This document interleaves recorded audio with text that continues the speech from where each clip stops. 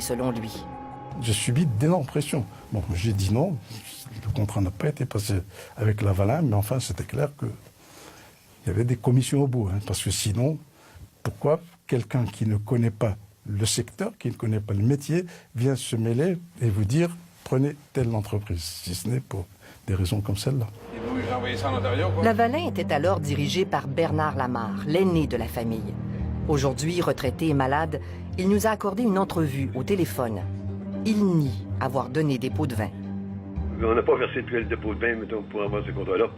C'était surtout une discussion technique. Pourtant, cet ancien colonel du DRS, l'équivalent algérien de la CIA, nous affirme le contraire. Il soutient que le DRS avait fait enquête et obtenu des preuves de cette corruption. C'est connu, ça? C'est connu. Non, c'est pas connu. Non, l'enquête avait été, à l'époque, entamée par les services de renseignement algériens qui étaient parvenus à des pistes probantes, matérielles. Et à ce moment-là, SNC-Lavalin a dit, si vous continuez, nous allons donner la liste des bénéficiaires des commissions. Et il y a eu des instructions à l'époque pour dire stopper l'enquête. Ils ont fait arrêter l'enquête, donc c'est au niveau politique. L'enquête a été arrêtée, je vous le dis. Des instructions avaient été données pour que l'enquête soit stoppée, et elle a été stoppée. De son côté, Bernard Lamarre doute qu'une enquête ait été menée. Je ne sais pas si ça a existé, mais on n'a pas été mis au courant. On n'a pas eu d'enquête faite, mettons, dans nos livres, puis dans les carnets de chantier, tout ça. Il n'y avait même personne qui est venu voir ça. Pendant des années, Lavalin et ensuite SNC-Lavalin, lors de la fusion des entreprises, va continuer à travailler en Algérie sans être inquiété. Mais aujourd'hui, elle a rendez-vous avec la justice algérienne. Début des années 2000, le prix du pétrole explose. L'État algérien lance de grands chantiers. En 10 ans, SNC-Lavalin obtient pour 4 milliards de dollars en contrat, sous la supervision de Sami Bebaoui. Ici, au barrage de Taxept, Sami Bebaoui signe en 2005 un contrat de 750 millions de dollars. Il s'agit de construire une station de traitement des eaux et d'acheminer l'eau potable dans des tuyaux souterrains jusqu'à Alger, à 90 km. SNC-Lavalin s'associe aux entreprises de Tony Accurso pour réaliser ce projet. Aujourd'hui, le chantier est terminé. L'eau est propre et parvient à la capitale. Mais le contrat, lui, est en eau trouble. Tony Accurso et 2 de ses entreprises sont accusés de fraude fiscale par le ministère du Revenu du Québec. Les enquêteurs ont trouvé pour 2 millions de dollars de fausses factures attribuées à ce projet. Nous avons questionné la direction de SNC-Lavalin à Montréal. Le nouveau vice-président de la division construction, qui a fait carrière à la firme, revient tout juste d'Algérie. Il ignore où est passé l'argent. Alors s'il y a eu des choses qu'on ne connaît pas, qui ont été organisées par des personnes, des ex-employés avec Simarvoudi, ça on ne sait pas. Ça c'est l'enquête qui va le démontrer. Et vous n'avez pas pu vous apercevoir au moment de la réception des factures qu'il y avait peut-être des fausses dépenses là-dedans? Non. Ouais, je peux vous assurer, si on savait qu'il y avait des fausses factures ou autres, on aurait agi en conséquence, bien sûr.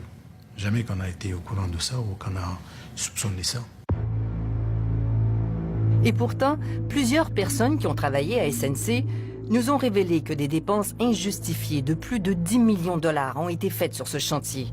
Entre autres, pour l'achat de voitures de luxe, dont certaines ont été livrées à l'extérieur de l'Algérie.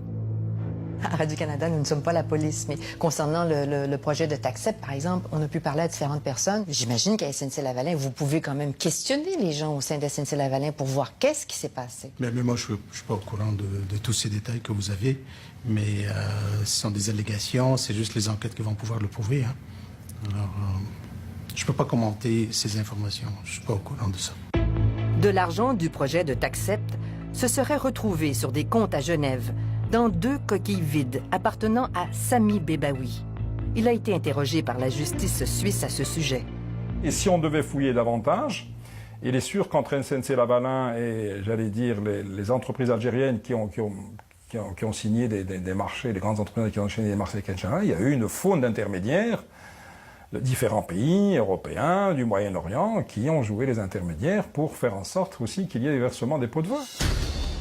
D'autres lucratifs contrats suivent. Centrale électrique au gaz, 1,3 milliard de dollars. 1,2 milliard pour une autre usine de traitement du gaz en plein milieu du désert. Les affaires vont bien. Trop bien pour être dans les règles, selon cet employé, toujours chez SNC-Lavalin, et qui est bien au fait de ce qui se passait en Afrique du Nord. SNC-Lavalin était très choyé pour le nombre de contrats qu'ils obtenaient en Algérie. Ils dépassaient toute normalité en termes de contrats obtenus par rapport à ceux soumissionnés. Par exemple? Un très bon estimateur va gagner à peu près 10 des contrats. Et en Algérie, on obtenait plus de 90 des contrats. Auquel vous soumissionniez. Auxquels nous soumissionnions. Et ça, un taux de succès de 90 ça vous apparaît anormal? C'est effectivement anormal. Le secret de ce succès est découvert à des milliers de kilomètres d'Alger, à Milan. Alors que les Italiens enquêtent sur les pots de vin qu'aurait versé leur entreprise pétrolière en Algérie, ils découvrent que SNC-Lavalin aurait fait la même chose. Le journaliste d'enquête, Claudio Gatti, explique la façon de faire. The engineering firm would pay a company that appears to be a Ces firmes d'ingénieurs versaient de l'argent à des compagnies écrans aux îles Vierges britanniques créées par un bureau d'avocats au Panama. There is a law firm called Mossack Fonseca that created these vehicles. Ces compagnies sont des coquilles vides avec des comptes de banque en Suisse. Farid Bejaoui distribuait ensuite l'argent. C'est lui qui se cachait derrière ces compagnies. Au cœur du stratagème, un personnage mystérieux, Farid Bejaoui. Diplômé des HEC à Montréal, citoyen canadien, Farid Bejaoui sert d'intermédiaire pour l'entreprise italienne et aussi pour SNC-Lavalin. Les Italiens lui auraient versé 280 millions de dollars. Pour brouiller les pistes, Bejaoui se sert de deux sociétés écrans, Minkle et Gurnwood. Des dizaines de millions ont été retracés, mais selon mes informations, SNC-Lavalin aurait payé autant que les Italiens. Les deux compagnies de Bejaoui ont été incorporées en 2004, tout juste avant la signature du contrat de Taxcept. SNC-Lavalin n'aurait pas retracé ce réseau de sociétés écrans, ni les paiements effectués. Vous venez ici puis vous me dites que vous ne savez rien sur Farid Bejaoui? Je vous dis la vérité. Je ne le sais pas. C'est l'enquête qui va nous démontrer c'était quoi les liens ou qu'est-ce qu'il y a eu. Il ne faut pas présumer de quoi que ce soit tant qu'on n'a pas les résultats de l'enquête. En Algérie, où il n'a jamais habité, Farid Bejaoui est le neveu de l'ancien ministre des Affaires étrangères. Et son véritable contact est le ministre de l'Énergie lui-même, pour qui il aurait collecté des pots de vin. Le président de la firme italienne accusée de corruption a affirmé dans un témoignage avoir rencontré le ministre de l'Énergie algérien à Paris et que celui-ci lui aurait présenté Farid Bejaoui comme son assistant.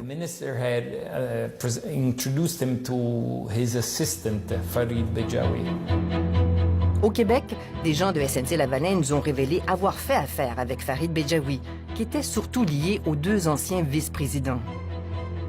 Nous le disons aux responsables de SNC-Lavalin, ce ne sont pas des actes isolés, ce ne sont pas le comportement d'un vice-président ou d'un responsable. C'est malheureusement, il faudrait faire le constat, ce sera très douloureux pour SNC-Lavalin si SNC-Lavalin va avoir un avenir et des perspectives. C'est que c'est une pratique, j'allais dire, qui est pratiquement systémique au niveau du groupe, tant au Canada qu'à l'étranger. 3 fois, un groupe d'employés a écrit des lettres anonymes à la haute direction à Montréal pour dénoncer les pratiques douteuses qui auraient encore cours au sein de la firme en Algérie. En vain. Le nom de Farid Bejaoui était mentionné. Des employés locaux nous ont contactés secrètement pour nous en parler. Il me semble que moi, en entrant en Algérie, j'aurais aimé ça rencontrer les employés et me dire, écoutez, qu'est-ce que vous savez de ce gars-là? Qu'est-ce qu'on a fait avec lui? Qu'est-ce qu'on a signé avec lui? Mais on le fait. Je vous l'ai mentionné, on le fait. Et vous posez des questions? Qui a fait affaire avec Farid Bejaoui? Qu'est-ce qu'on sait de lui?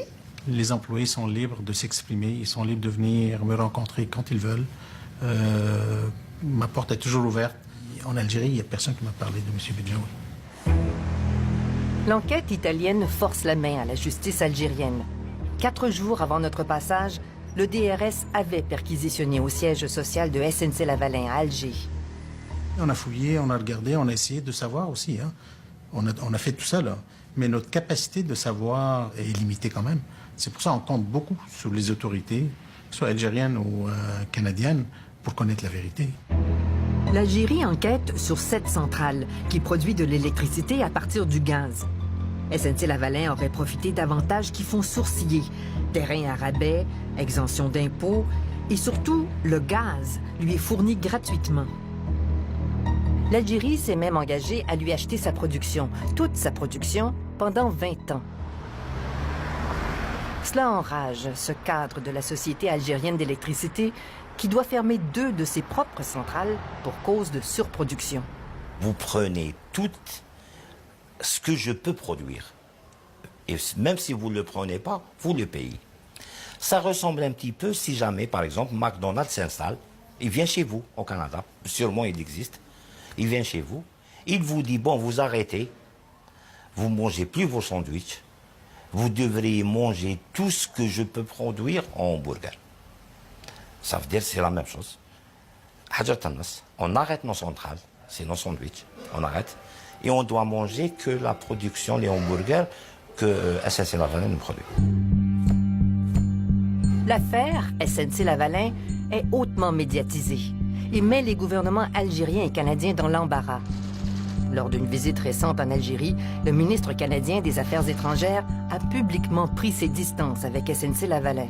Le Canada joue gros en Algérie. Je pense que si les enquêtes en cours ne sont pas suivies de résultats, l'avenir économique, et je peux dire même politique et diplomatique du Canada avec l'Algérie est compromis. Est-ce que vous pouvez soumissionner actuellement en Algérie? Non, actuellement, à cause de l'enquête en cours, on nous a informé qu'on ne peut pas soumissionner sur certains projets tant que l'enquête n'a pas été complétée.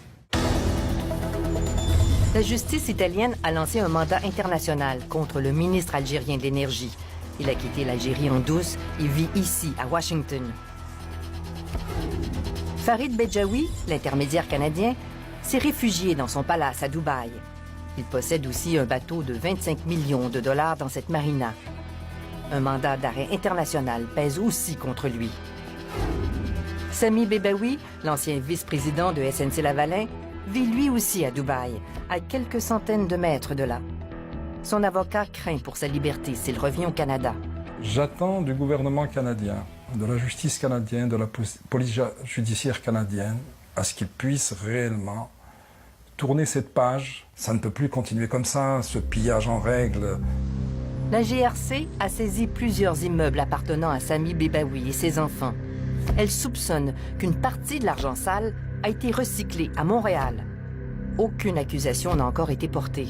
L'opinion publique algérienne met tous ses espoirs dans la justice canadienne. Les Algériens disent de toute manière, du côté du Canada, l'enquête ne se terminera pas comme ça. SNC-Lavalin opère encore des installations en Algérie, mais aucun nouveau contrat n'amène de l'eau au moulin. Et nous, notre politique maintenant, c'est si ça prend des pots de vin, on préfère ne pas faire le contrat. C'est aussi simple que ça. Il y en a qui vont dire SNC-Lavalin ne gagnera jamais aucune soumission et ça sera d'autres entreprises étrangères qui vont On ira travailler ailleurs. Qu'est-ce que vous voulez? Si on ne paiera pas ce prix-là pour gagner un contrat, on préfère perdre un contrat plutôt que payer quelqu'un pour l'avoir. Il y a plus de 30 ans, l'Algérie a donné à SNC-Lavalin sa première chance internationale. Le paradoxe, c'est qu'aujourd'hui, ce pays pourrait lui porter le coup le plus dur.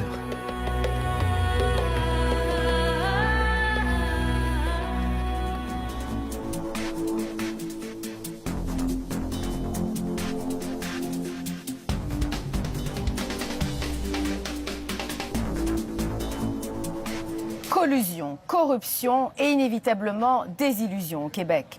Le système politique a été ébranlé par les dernières révélations de la commission Charbonneau. Des révélations qui ont choqué la population et provoqué un cynisme ambiant. C'était clair, la cote, c'était une cote de 2,5 % au maire de Laval, M. Vaillancourt. Moi, je vais consacrer mes énergies à prouver mon innocence. 3 % des contrats allaient au parti politique du maire Tremblay. Il n'y a jamais eu